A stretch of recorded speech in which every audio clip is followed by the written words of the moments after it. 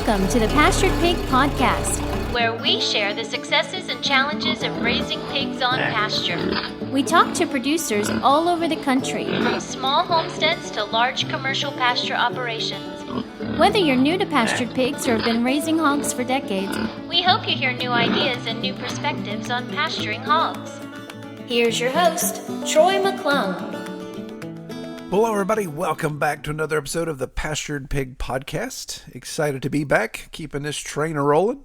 If you haven't noticed, we're in a really good groove of doing a podcast every 2 weeks, and we are going to try to stick with that. Releasing on Mondays, that seems to be a good fit.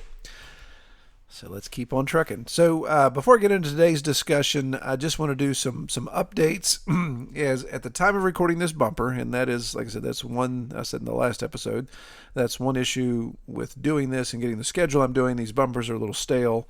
So by the time you hear this, some stuff may not be relevant, because the thing I'm about to talk about is the update of how daggone dry it is. It's hot and dry in West Virginia, and this is not typically the type of weather we get in West Virginia. Normally, this is like tropical rainforest this time of year, but we've had to water the garden. The pigs are having to be tended to with water. Their natural sources are getting a little dry, so I've been having to deal with that. So it's been a little frustrating, to say the least. And we just had the remnants of Hurricane Beryl come through the area, and the weather had been forecasting earlier in the week that, okay, yeah, you're going to have severe thunderstorms, possible high winds, all that type of stuff, heavy rains, flooding, all that. And I kid you not, we got 45 seconds of a downpour, and not even enough to register on the rain gauge. It all went north, but so as I complain about that, I do recognize our friends down in Texas, a lot of people that have been on the podcast and listen to the podcast down in Texas. My goodness, praying for you guys. I know that came through, and for a smaller hurricane, that thing seemed to pack a punch. And you guys, especially down in the Houston area, you guys get a lot of water and a lot in a short time. So, So as I complain about not having water, those of you that have way too much water, sorry. I wish I could come get some of that.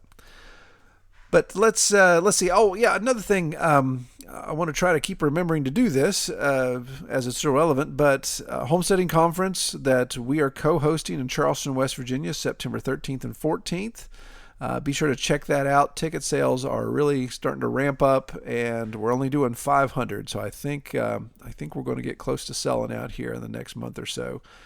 Again, at the time of recording this bumper, by the time you guys hear this, we may be sold out. I don't know. But anyway, if the link is still below, then still check it out. But yeah, I'd love to see you there. We're now over 36 specific track topics that we're going to talk about. I mean, we're talking everything from firewood processing to, we've got an organic track, we've got a homestead security track, we've got, raising pigs in the woods, all that type of stuff. So we got some good stuff at that conference that we'd love to see you guys there. All right, well, before I ramble on anymore, let's get into our discussion. So today, the podcast interview today is going to be a little different. We're going to drill down. Ross, who we're going to talk to, he reached out to me.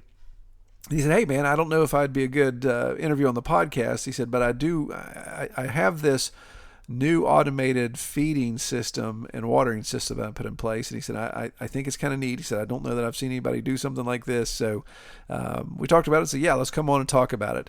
So this system, obviously it's an audio podcast. So we're going to be describing things because he sent me a picture of it. So we're going to be describing things. So if you want to really understand and you can't visualize this in your head while you're listening to the podcast, then down below in the show notes, there's going to be a link to a YouTube video that he's done that will obviously, he actually features that feeding system and watering system, so it gives it more detail. So you can check it out there. Okay, so let's get in and we'll hear from Ross. Today, we are going back to the motherland. We're going east to Virginia, and we're talking with Ross Lewis of Hickory Faith Farms in Powhatan, Virginia. So welcome, Ross. Hey, how's it going? Doing well. All right. So before we started recording, I mispronounced Powhatan. I had pronounced it Powhatan, but so we talk about that's how you always know there's a stranger around. We have the same thing in our neck of the woods. So we have a little town, actually it's where my business office is, called hurricane, and it's spelled like hurricane. So if somebody pronounces it as hurricane, we know they're not from around that area. So, okay, so tell me a little bit about your setup. So Powhatan is just outside of Richmond a bit, isn't it? Yes, we're about 40 minutes west of Richmond. It's still kind of central Virginia. Yeah. We just have kind of rolling hills, not too much change in elevation, pretty flat. Yeah, it's on the Midland Trail, right? The old. I got to get my Ingalls right. That was Mary Ingalls. Yeah, Mary Ingalls Midland Trail. So you're on Route 60 that comes through the middle of the state. Actually, comes right through our middle of our state as well. Yeah, that's right. Okay, so Ross, let's do this. Let's talk a little bit about your farm, but then and then maybe sprinkle in that as you see fit, maybe some of your history, because you had said in your pre-screening, you're not a spring chicken, but you're not an old crusty dude either. You're kind of new at this, got a lot of youth and vigor on your side. So go ahead and do that. Give us an overview of the farm and what you've got going on there. Yeah, I do have youth on my side. I'm 25 years old. Me and my wife, we have a small farm, and we raise red-shirt Berkshire pigs. Right now, we have 2 sows and a boar. We have 9 piglets I'm about to wean, and 3 feeder pigs are about to go to the butcher. We're looking to keep expanding and growing, but we're going to do that in a manner that fits us best and not get too in over our heads. With being young, money is a big factor, so pick and choose the things we invest in on the farm. We got into it from we have a garden, food tastes better. I love to get outside and hunt. I was working the land with doing food plots. I was also love to learn barbecue. So with that and want to always get better with my cooking and the food tasting better, I got into pigs from YouTube, and I asked my wife, I said, can we get some pigs? And she goes, Ross, that's the dumbest idea I've ever heard. Wife's a great equalizer, isn't she? Right. I had a plan. She needed a new car. So as soon as we got that car and pulled off the lot, I told her, I said, I'm getting my pigs. There you go. There was no question at that point. She let me get my pigs. I got 2 of them. We raised them out. Every afternoon we're walking down there. We're giving them treats. Now we both love pigs. Yeah. It's a great thing. Yeah. So how many years has it been? It's just been a couple of years, you say? Yep. 2 years. 2 years. And we just got started in the farrowing part. We've had 2 litters, so we're still real new at that. Working out the kinks, as I guess every pastured pig guy goes through. You learn real quick what works and what doesn't. Oh yeah, absolutely. Well, excellent. So tell us a little bit. Tell me a little bit about your land. I know in the pre-screening info I got some details there, but obviously let's hear our audience, or let's let our audience hear it. But give me the lay of the land, the size, and was it infrastructure? Was it an existing farm, and maybe how you came about that? Because obviously at 25, having that tract of land you guys have, you're kind of ahead of the curve there. Right. Yeah. It's family land, and we're able to do all what we want. There's no infrastructure on it. My grandfather did farm about 50 years ago, but he died before I was even born. So the fences are all removed. So we pretty much start from scratch. We have about 30 acres in field.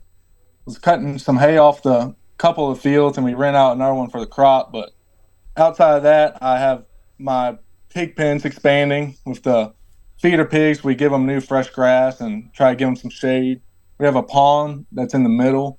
I've used that to allow the pigs to get access to. They drink out of it, wallow in it, and that's done really good of not having to transport water where I can't get the garden hose to. Our sow and boar, I have them closer to the house where we are able to get the hose, electricity, monitor them really closely. Look to be able to give them some room to be able to graze and stuff, but right now I have to fit my lifestyle. I'm still young, new parent, so it's important to be able to make sure your lifestyle fits the farm and the farm fits in the lifestyle. Yeah. And we've been able to do that. Yeah, and that's an interesting. I like that segue, and we'll obviously talk about get deeper into that lifestyle situation, because that's actually affected how like you said, you lay out the farm, how you take on new projects and how you expand, but also helps with your creativity in managing the farm, because you have an all-farm job, and I assume either your wife does or she's taking care of the newborn. So either way, she's got a full-time job, or maybe she's got 2 full-time jobs. So explain that a little bit. So you have an all-farm job, and how you have to work that out into managing what you've got so far on the property. Yeah, so my all-farm job, I'm a civil engineer, so I sit behind a computer all day. When I get home, I'm ready to get outside, and I'm ready to get to moving. Yeah. And it's a family business with the engineering side, so I have a little bit of flexibility with being able to take off when I need to. It's very concrete, 8 to 5, so I'm not out of town for an extended period of time ever. So that's pretty important. So in the mornings, I can get out, I can get everything taken care of and looked after really well, and then I can go to work and come home and get back after it. Sweet. That's awesome. Yeah, that's great. So I know we talked about the land being no infrastructure. So do you guys live on that 160 acres, or do you live close by and then you drive over there to take care of stuff? No, we live on the land. Okay. We do. And I have some trails. I can get to all of it. But with the pigs, I mean, they don't require too much ground. We give them fresh ground, but we don't have too terribly many pigs yet either. So yeah. We've been able to make do with, very little of it, and got a lot of opportunity for sure. Yeah. So why? So you talked about your history being outdoors, growing up, always doing that outdoor stuff, hunting, and then that was, I understand the genesis of that to get into that, but why? I know you said YouTube. You got on YouTube and saw pigs, but why did you start with pigs and not chickens or rabbits or goats or sheep or cattle or something like that? Why did you go the pig direction? Well, I did start with meat chickens, and we did one batch of those. And when I tasted that chicken compared to the store chicken, I said, "What in the world's going on? This is completely different." Cows, they're a lot of money, a lot of startup costs with a lot more land, with fencing, and saw pigs, and I've never seen pigs really in person much of my life. Maybe when I was real little, but I saw them on YouTube, and I said, that looks like what I want to get into. They're friendly, they're smart. You can train them to electric fence. So the fencing is a lot cheaper. Yeah. I think I can get into this, and I love bacon and smoking ribs, barbecue. I'm like, if the chicken tastes this good, I know the pork is going to be darn good. Yeah, no, that's great. I mean, that's the exact same motivation I had to start with pigs many, many years ago.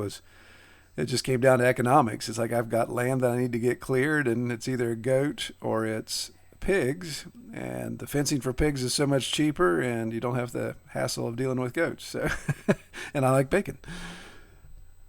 Right.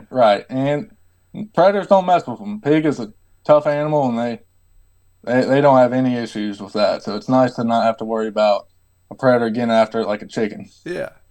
So why did you decide to go with Berkshire? It was I typed in a Google search, and this farm popped up, and I got in contact with them. I had no idea about Berkshire. And then after I realized that's the pigs they had, I was just looking for any pigs. When I realized that was the pigs they had, I did Google search, and I was like, the best tasting pig breed, Berkshire. I was like, well, daggone, I lucked out. Yeah. And I got the first 2 piglets from those people, and then they were saying, well, we're getting out pigs. I mean, do you want an opportunity to get our pigs? And I was like, yeah, I would love to. So that's how I acquired the sows and the boar, is luck of the draw. And I mean, I was, of course, young and eager. I'm taking it on. I cranked out all the fencing and houses this past winter, and I got them on here. Yeah. That's great. Awesome. Yeah, and exactly the convenience of having a farm nearby that just happens to have Berkshire. You can't miss with that. That's a good place to start. So I want to circle back around, and this is kind of where the podcast will be a little different than what we normally do, because we're going to drill down and talk about how you've spent a lot of time, blood, sweat, and tears on developing a system to help automate taking care of the pigs on your property, due to the fact, obviously, full-time job, newborn child, all those type of things that go along with it. And of course, having an engineer's mind, you thought, okay, maybe we just build a better mousetrap here. So Ross, tell me a little bit about your feeder. Let's kind of do an overview about the feeder, and then why you felt that was something that you really wanted to take a look at. Why you felt, okay, that's the first hurdle, that's the main obstacle I want to overcome. When I first got the idea from hearing those people, when they said, we're kind of thinking about getting out pigs, I didn't know I was going to have the opportunity to get those pigs. I was just going to start with a gilt and raise it out. And I was just started thinking, I said, I need a way to make it so if me and my wife want to go away on the weekend, I have the ability to do so, because I don't want to take that away from her. I don't want to take that away from my family. So I knew that was very important to tackle. So I was looking everywhere online. With the sow, you can't really do a gravity feeder. They're just going to sit there and eat and get fat. Not going to be able to take good care of their piglets. It's great for the feeder pigs to have the gravity feeder outside. So I was looking just automation, and you would see those big warehouses that they got where it fills up all the things and it drops. I'm like, well, that doesn't have water capabilities. I don't know how you have that outside. So I just kept researching, and then this new product pops up. It's the Moultrie Ranch series. And the Moultrie, they make the deer feeders that spin. And I looked at those before, but it's going to be shooting feed everywhere. It's not going to be able to really get in a bowl. They didn't look like that a good way to really just dump the feed that would be needed for a pig. But this ranch series had a little trough that would shoot it out, and it was made more for the farm applications. And they had some pictures of goats with it, and the goat's a lot softer than the pig, and we'll get into how the pigs are a lot rougher with it. But it will ration out the feed, and you can set it for twice a day feedings. You can set for how long it's going to feed, and it does a great job. And that's exactly what I was looking for. The cost of them, and it's the investment. So that's where I said we had to pick and choose what to invest in. Of course, you want to have good fences so they don't break out. If you try to cheat there, pig's going to let you know you cheated. And with the feeder, that's something I was like, I'm going to invest in this, going to see how it does. And at first, they just had that little trough, and it was a little short. So I was like, I need to have a tube, and maybe if I can have the tubes going two ways, I could feed two at once.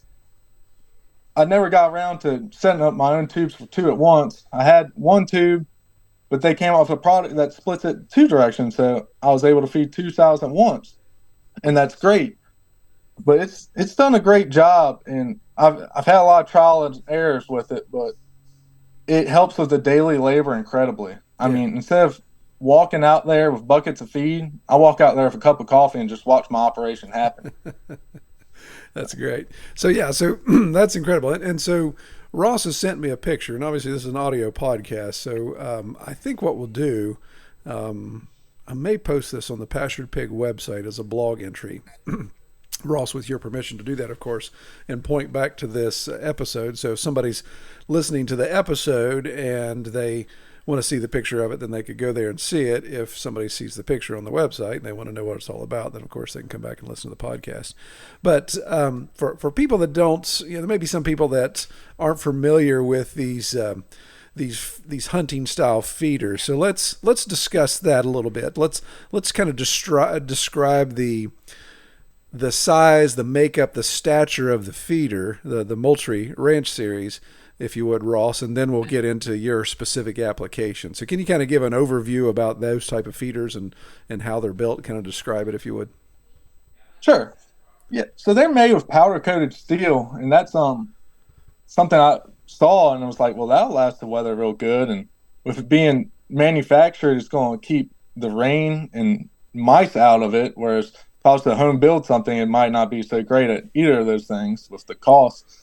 And so it's a box that sits on top of four legs. Then underneath it is where you have the programming with the battery and the chute.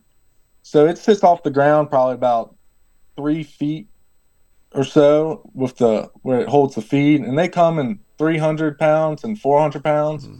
But you have to use a pelleted feed, or that's what I've done, because I don't know how good the real fine stuff would dispense. Right. And so it might hold a little bit less of that, but it's still I mean, it'll last a month. If you fill that thing up, it lasts a long time. And it runs on a 12-volt battery. And I've had these things running for probably about 5 months. Granted, it's not cold wintertime where batteries kind of struggle, but they haven't gone down but maybe one click. I've charged them once just to make sure that the monitor was telling me right, and it was. So it's the battery life has done great as well. Yeah.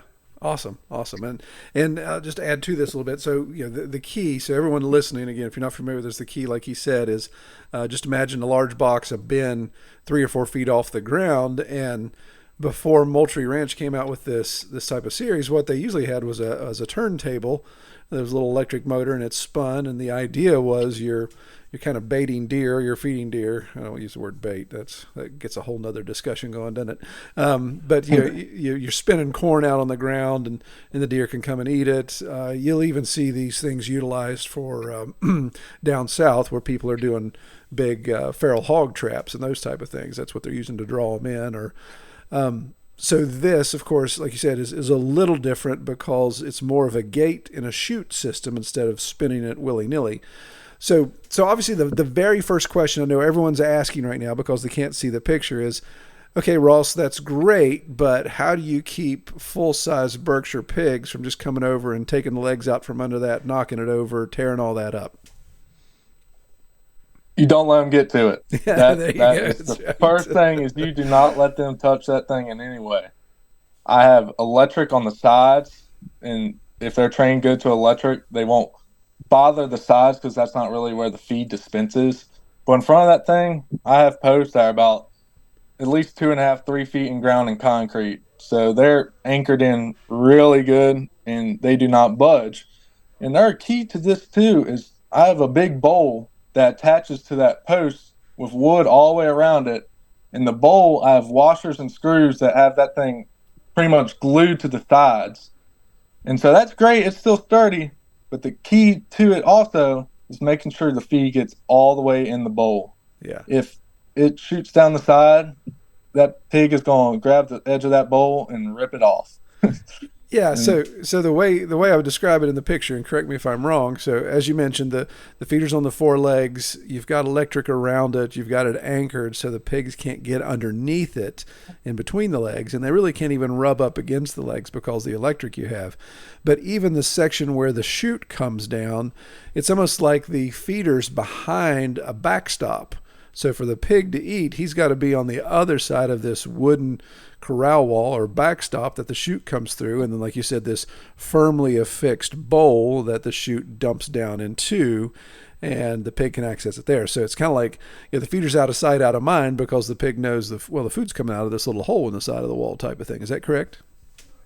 Yes. At first I had where it's kind of like, you could think of it as like a little orifice, an opening, and when the feed would come through that, the pig is sitting there biting at the feed as it's coming out, right where it's coming out. And the pig has mud on its nose. If the mud gets on there, it's going back up into the tube. So it works, but it doesn't work for long before they'll chew down the wood and they'll get more and more to that pipe.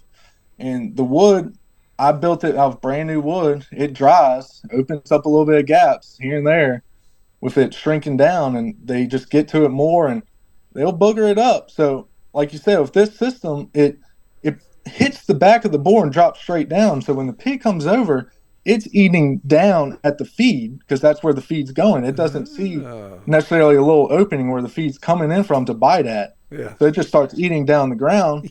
And with it behind it a little bit, all the feed gets in the bowl, so they don't have any reason to root next to the bowl trying to get that last little pellet or anything.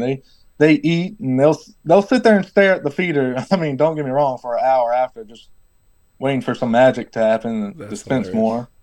Well, I mean, I assume it's extremely Pavlovian for the pigs. They hear the audible noise of whether it's the feed hitting the chute or the gate opening. There's probably some sound that they're associating with that. So I would assume that if they don't have their belly set to the time of day, they've at least got their ears tuned into the noise of feeders making and know that it's game on.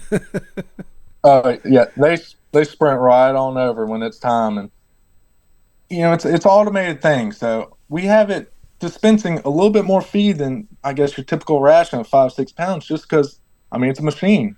It's Yeah. not going to be perfect every time, but you got to play it a little bit on the more feed in, so they're getting their adequate nutrition. Yeah. And I have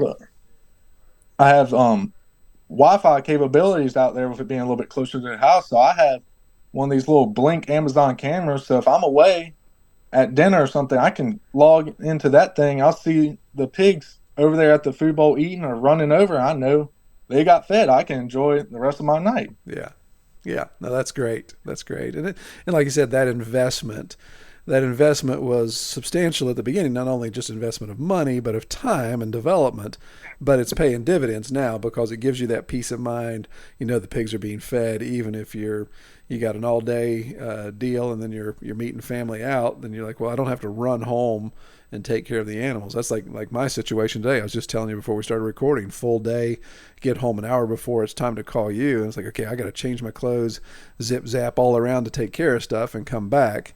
And in your situation, the investment of the automation makes sense to help you with your day's work.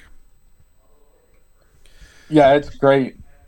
So, and you said something else, and I think most people listening get this, but I think this is important because, like I have a big 2-ton drop feeder. People use those feeders all the time, and it's like, well, just use a drop feeder like that. But you're talking about your breed stock, and you don't want those getting heavy. In fact, you want to try to keep them as slender as possible, but still healthy. So you really want to manage that ration so you don't have issues with fat buildup in the birth canal for the sows, and you don't have a boar that's so big that he actually injures the sow when he's breeding him, or when you bring in a new gilt, that becomes a problem.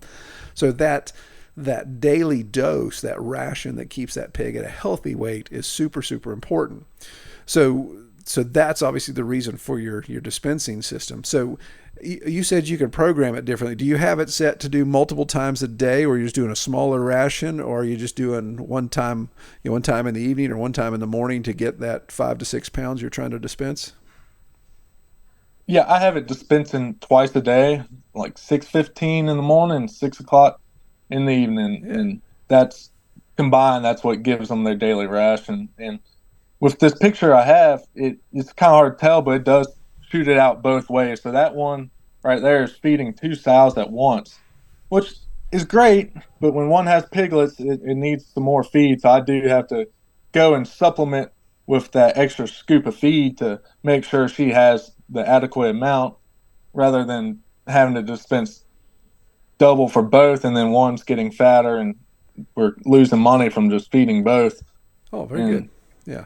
So looking at this picture, I see the bowl in the foreground. Is that wall separating those two sows? So there's actually two different paddocks they're in. So you're using a feeder to cover two paddocks.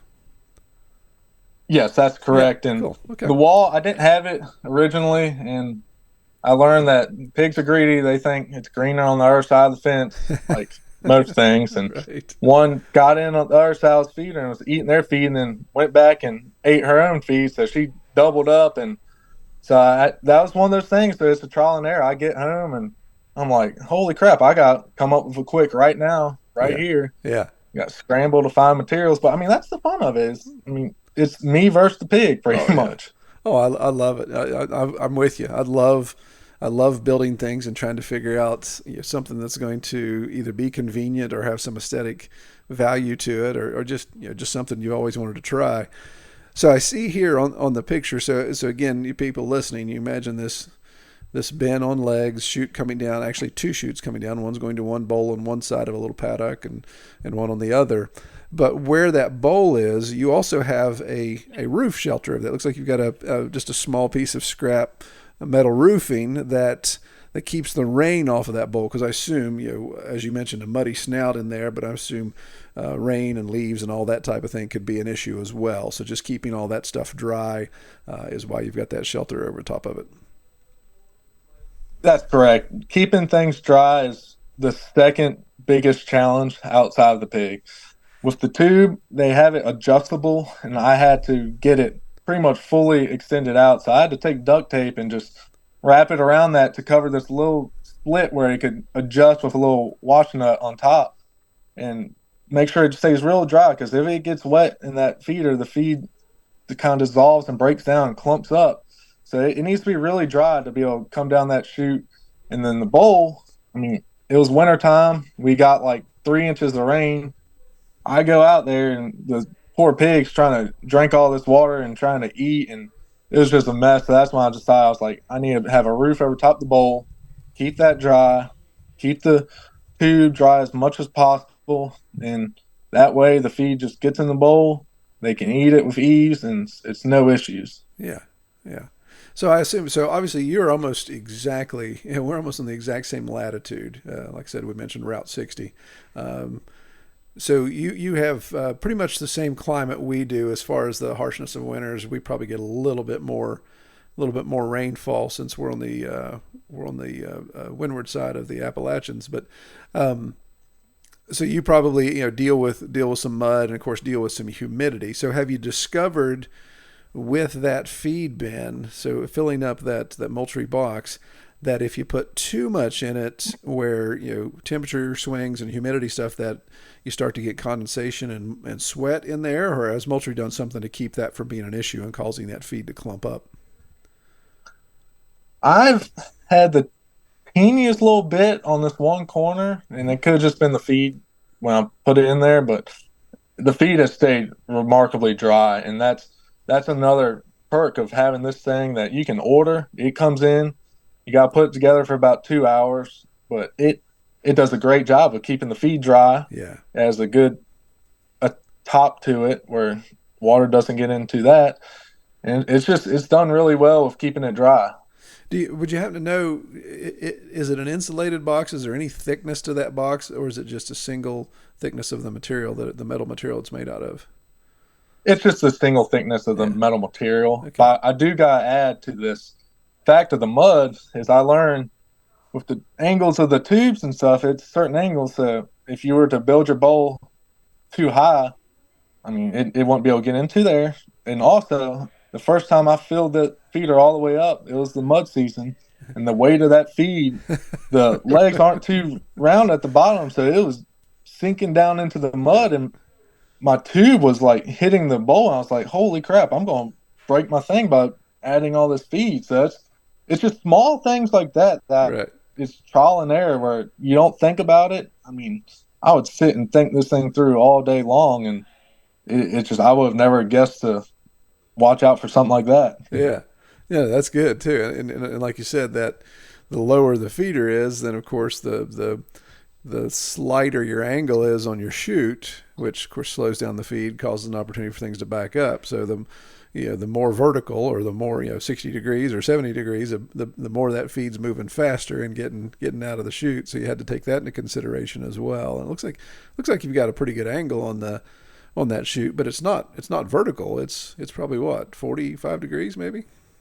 Yeah, that's the angle it comes in, and Okay. It's real easy to attach it like a bolt and a nut right where they have it too. So like before I had the PVC, I was rigging it up, and that was causing issues because I couldn't really attach it to the thing real good, and the pig would hit the tube and it was just knocking it off. So Yeah. having this chute it's a big help. Yeah, and I've probably been using the wrong, because I've been saying chute and you've been saying tube, because this isn't a chute like you'd see on the back of a concrete truck. So if you guys are listening are thinking, well, wait a minute, if the chute passes anywhere outside from underneath the box and underneath your shelter, then there's a chance rain's going to get on it and be wet and cause feed issues. But this is actually a completely round tube all the way down to the end, correct?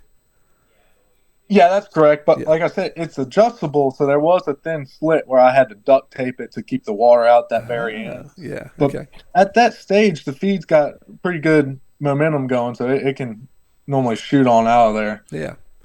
So as far as so you mentioned you've got it set for 2 different times, 6 in the morning, 6 at night. Is there, when you make the adjustments, is the adjustment to say, okay, how much feed I'm going to dispense at my two dosing times? Is that the amount of gate stays open? or the size of the opening of the gate. So X amount of seconds at a certain size. How many adjustments? What are your fine tuning adjustments you have there to control how much feed hits the ground at one specific time? Right. So there's an auger that spins inside it, and you can set that for high and low, and you can set it for how long it runs. So I just kept playing with it until the scoop I was putting out is what the feeder was dispensing.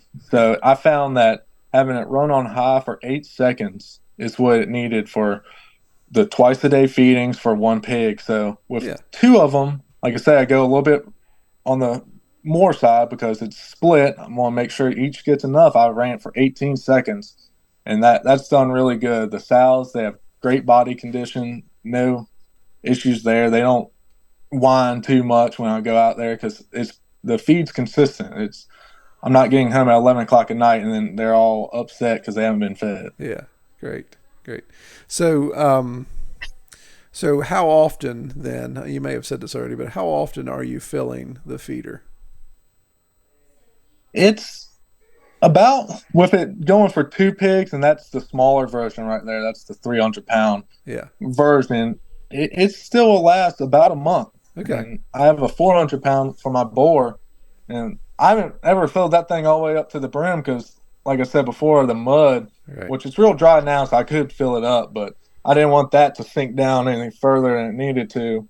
And if I fill that thing up, it would last maybe 2 or 3 months, especially if it was just dispensing for one pig. And the battery's going to last that long too. You could even add a solar panel to the battery, but at the moment, I don't even feel the need to because they've lasted so good. I don't need to fool buying an extra solar panel and just spending money on other stuff. Yeah. No, that's great. Very good. So you have 2 systems then. So you have this system that's in the picture for the sows, but you mentioned you've got a little bit larger one for the boars then. Yeah, that's correct. Yeah. And I got the large one after this one, so that's why the is for the boar because I already had this one established and not worth the time swapping it out. So here's the one thing that it sticks in my mind, and I'm going to ask you because I run into this when I use my bulk feeder. That looks like it's about, so the top of the lid looks like it's about 5.5 feet vertical off the ground. So are you lifting 100-pound feed sacks over your head to dump that? Do you have a way to fill that a little more conveniently? Yeah, people aren't going to like this one, but I am still young. I do a lot of working out as well, so I just pick up the feed and dump it in there. Yeah. I have to. With just starting out, that one of the other problems I ran into is feed storage. With being the location we are in Powhatan, we don't have a mill close by, and I drive an hour to get my pig feed and drive back. So when I'm going to make that trip, I'm getting a lot of feed. So I just put in the black and yellow Tupperware bins, and I got a whole bunch of those and fill them up. So I'll take one of those out there and maybe take a couple bucketfuls out to dump in, then I'll pick the whole thing up and just let it ride. Yeah, that's great. And again, the reason why I think about that is because just because of my experience as well with that big 2-ton drop feeder I have. It's 6 feet off the ground, and to fill that up, you can literally put 2 tons of feed in it. That's when I'm using not the pelletized, I'm using the powdered feed. So that's like 100-pound dead body carrying around because those feed bags just it's like a beanie. It just goes in whatever shape. So what I ended up doing, and I'm twice your age literally. So getting to that point where back's not as strong as it used to be, or worried about blowing it out, utilizing equipment in that sense. So the tractor bucket. There for a while, I was able to just put the feed sacks. I could put 4 or 5 in the bucket. And then pull up, the bucket would be above it, and of course climb the little ladder beside the feeder and open the sacks and do it that way. And then got into a situation where I cut a shape of plywood, the exact same shape, the inside shape of my bucket, and using some really good rare earth magnets, the real heavy duty industrial ones, made a divider in my bucket so I could pour the feed out of the feed sacks at ground level into the bucket. have that divider in there. So when I was going over because my bucket's 6 foot and the opening of that feeder was only 5 feet. So that allowed me to kind of keep it from getting spilled out of the side. So yeah, looking at that, and I know with your engineer's mind, you've probably looked at that multiple times and say, okay, yeah, that's maybe something on the priority list, not at the top of the list now because strong back, that type of thing.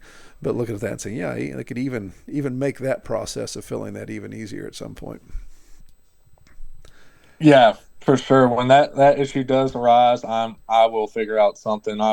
I constantly think about the pigs and how to improve, how to make more sales, and all that good stuff. It's something I really enjoy. It's just the constant, just trying to improve something, trying to work it, and that's just the best part about it. Cool. Well, I don't want to, I'd be remiss not to talk about the other key ingredient that a pig needs on pasture, and that's, of course, water. And you've got an automation system tied in for that as well. Can we talk about that for a second? Oh, for sure.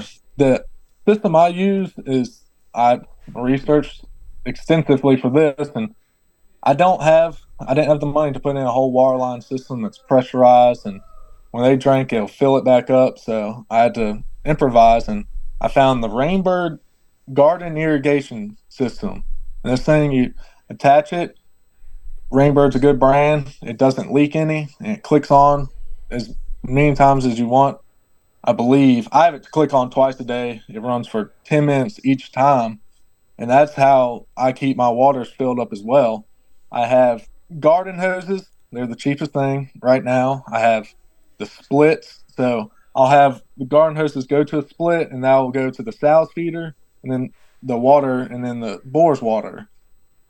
So there's a couple trials and errors that come with that too. Is with the split, you have to dial in how much each valve within that is going to be pushing water. And the other thing to think about is the elevation change in your tanks.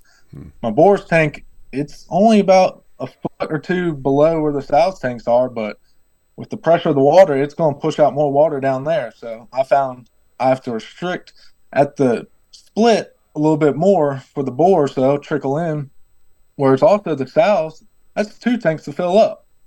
The way I tackled that was I said, well, I have a bigger tank and a smaller tank. I said, well, when the bigger tank fills up, it's going to overflow into the smaller tank, kind of like with a siphon.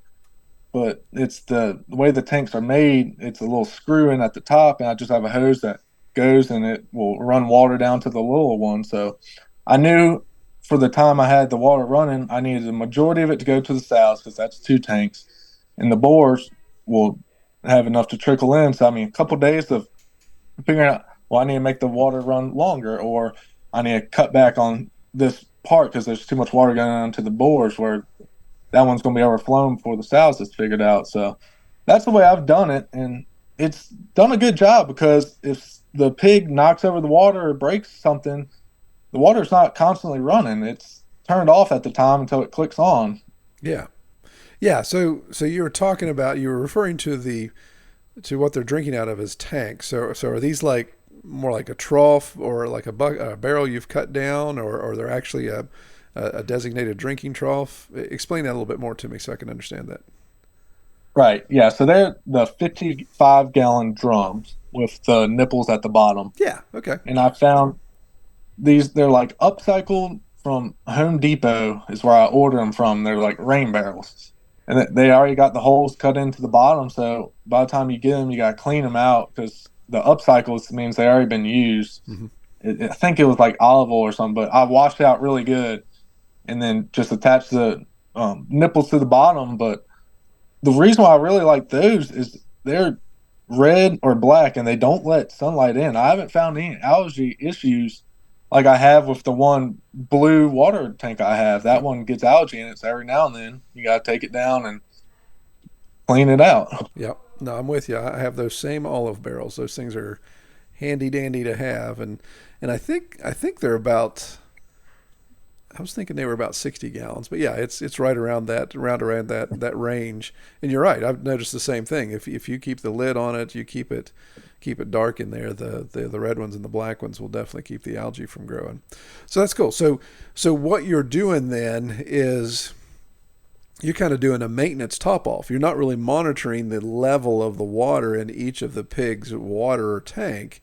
You're just doing a top off because you've looked at it and said, okay, their daily consumption is X, and I just need to try to get as close to X as possible in the refill. Yeah, so if it overflows some, I think that's great because it gives them a little bit of stuff to wallow into. I do gotta say, with the sows split like you see in the feeder, it's two separate paddocks. I have it backed up to the electric fence, so in front they do have a wallow. It's really hot now, but Yeah. it's not really a bad thing. But they can't root all the way around it where it can knock over the water. Right. So Exactly. I haven't had any issues with that. The water's being knocked over from them rooting around with the electric fence in between. And so, like you said, if it overflows, it does a little bit, and I don't see really any issues with that. I haven't gone through a winter with this watering system yet when hoses would freeze. Mm-hmm. But then again, during the winter, the pigs don't drink as much water, so I don't have to have it topped off every day like the Yeah. summertime where they drank it down 6 inches. Well, if you've got winters like we do, which I just call it mud season over here because it doesn't really freeze as much. You'll have those cold nights sometimes where stuff will freeze and a garden hose freezes up pretty quickly, which is a pain in the neck. But rarely do we get a freeze to the point you're going to split things. You have things busted, but during mud season, it's so wet that pig doesn't need to walk over to drink out of a tank because there's huge puddles everywhere, and they're just going to drink out of those anyway. That's what I got at my place. Yeah, that's correct. And I mean, that's if maybe every 3 days you got to fill it up some. Yeah. That's not a big problem. But during the summer, when you got the daily task of sitting there and filling up water, it gets real long, real quick with having more than one tank to fill up in the morning. I mean, if you live a life where you're rushing around to get ready and get the rest of your family ready, it's something that it could make you get out pigs probably real quick. Yeah. And Oh, yeah. that's something I did not want to do. Yeah, for sure. And like you said, right now, this time of year where it's really hot, really dry, having that automated water system, because they're going to be consuming way more water, it definitely keeps you from losing your mind for bucketing water out there or standing there with a garden hose every evening filling it up. That would be that would make the whole pig process get pretty old pretty quick. Right. And I said it real early in the podcast, this was the feeder pigs. I have those at the pond, and they just will drink out of the pond even if you have fresh water there. They prefer the pond. And Yeah. the pond was leaking real bad. I mean, it was getting down real shallow, but surprisingly enough, since I've put the pigs in there, it holds its water a lot better because they get there and they'll wallow in it and they're just packing it down. Yep. One of these days we're going to do a whole podcast just about that, the mystery of waterproofing with pigs, because I'll swear to that. I mean, everybody I've talked to in that situation, I actually have a pond on our place that's leaking, but the pigs don't have access to it yet. And I keep meaning to move pasture over there. It'd be a whole new area, all new infrastructure for fencing and everything. But just to prove that that's what they do. If you've got any type of bowl of water that is slowly leaking out, you get a pig in there and they'll take care of waterproofing it. You don't have to add bentonite. Well, I guess maybe out west you may have to add some bentonite, but anywhere east of the Mississippi where there's so much clay, they just pack it in there, man. It's awesome. Yeah, it was a really cool thing because we had trees growing up on the dam, and it started leaking after we took the trees off the dam, and the roots can rot and that'll create little seep holes. But I put those pigs in there and that thing's holding water, and they drank out of that and wallow in it, and that I don't have to transport water down to there, and that's been awesome. Yeah, very cool. Very cool. Well, man, I want to be sensitive to your time, and we're getting up on our time cutoff here, but I really appreciate you coming on the podcast, but B, sharing these details with me. And if you don't mind, I will post this picture on the either on the Facebook group or on our website so people can see the visual, because I think it's really helpful to see that. And of course, if somebody has questions, would it be all right if we gave them your Facebook contact info so they could reach out to you on Facebook if they just wanted to ask you some more details about it? Oh yeah, I have no problem if you posting this picture. I have a YouTube video out. If you type in sweet. best Okay. sow outdoor feeder, It should pop up. I just posted it, and my YouTube's real young, so hopefully it'll pop up for you. YouTube's pretty weird with how they promote this startup channel. So if you want to look into that, I go into some details with that as well. But the picture does a good justice to it. I have no problem with that getting posted. And for sure, you can give the Facebook information out, and I'll answer any questions. I love talking pigs, so Yeah, I hear you. I have no issues with that. Awesome. Well, Ross, yeah, I'm kind of getting ahead of myself here. I do need to ask you because I ask everybody on the podcast. So other than automation and being able to drink your coffee in the morning and watch your pigs versus getting out there and dealing with them, what is your favorite part about raising pigs on pasture?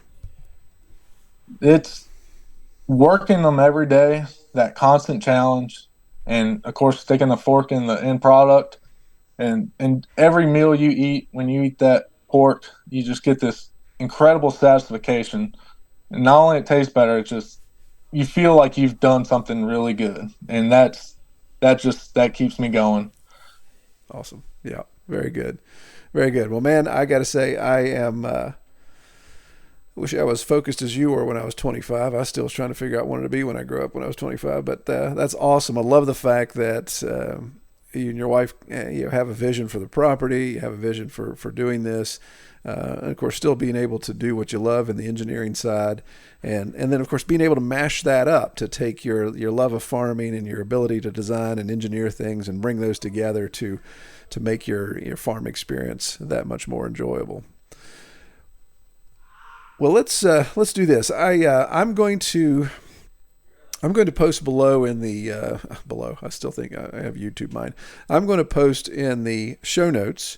I'm going to post the Facebook page for Ross, and then I'm going to find your video on YouTube, Ross, and I'll just post that link directly in the show notes so people can watch that video. That's probably what makes more sense than me putting it on the website. That way it's linked directly to this podcast. People can, you guys listening, if you're not familiar with how you can obviously just click whatever you're using to listen to the podcast. You can usually click details, or there's some little button there that you can click to expand to see the show notes, and it'll have this link that you guys can access and watch his video. So, well, man, I really appreciate you being on the podcast. It was a pleasure talking to you, and I pray you have a great week.